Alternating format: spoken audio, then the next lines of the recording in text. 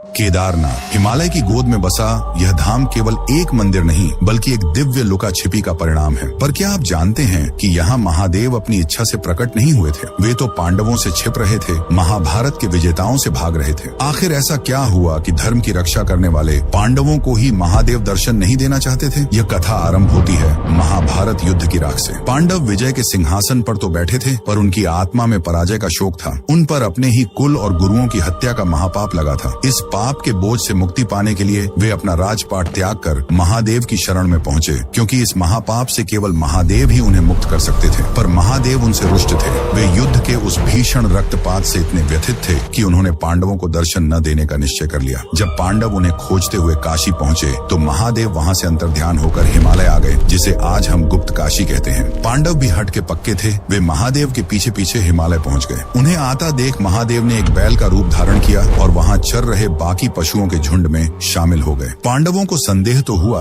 पर इतने पशुओं के बीच महादेव को कैसे पहचाने? तब महाबली भीम ने एक युक्ति लगाई। उन्होंने अपना विराट रूप धारण किया और अपने पैर 2 पहाड़ों पर फैला दिए। सारे पशु उनके पैरों के नीचे से निकल गए, पर एक बैल वहीं अड़ा रहा। वह अपने नीचे से गुजरने को तैयार नहीं था। भीम तुरंत समझ गए कि यह कोई साधारण पशु नहीं, ये स्वयं महादेव है। जैसे ही भीम उस बैल को पकड़ने के लिए झपटे, महादेव ने पृथ्वी में समाना आरंभ कर दिया। वे अंतर्ध्यान होने लगे, पर भीम ने फुर्ती दिखाते हुए बैल की पीठ का त्रिकोणीय हिस्सा यानी उसका कुबड़ पृष्ठभाग पकड़ लिया। ये भक्ति की हट थी, ये पश्चाताप की पुकार थी, जिसे महादेव अब और अनसुना नहीं कर सके। पांडवों की इस अटूट श्रद्धा और दृढ़ निश्चय को देखकर वे प्रसन्न हो गए। उन्होंने उसी क्षण पांडवों को दर्शन दिए और उन्हें गोत्र हत्या के पाप से मुक्त किया। जिस पृष्ठभाग को भीम ने पकड़ा था, वह उसी क्षण एक स्वयंभू ज्योतिर्लिंग के रूप में स्थापित हो गया। आज भी केदारनाथ में उसी त्रिकोणीय शिला की पूजा होती है। यह इस बात का जीवंत प्रमाण है कि जब एक भक्त सच्चे पश्चाताप के साथ अपने ईश्वर को खोजता है, तो ईश्वर को छिपने के सारे स्थान छोड़कर प्रकट होना ही पड़ता है। उस परम पिता के सम्मान में जो पश्चाताप की पुकार को कभी अनसुना नहीं करते, कमेंट्स में जय श्री केदार अवश्य लिखें।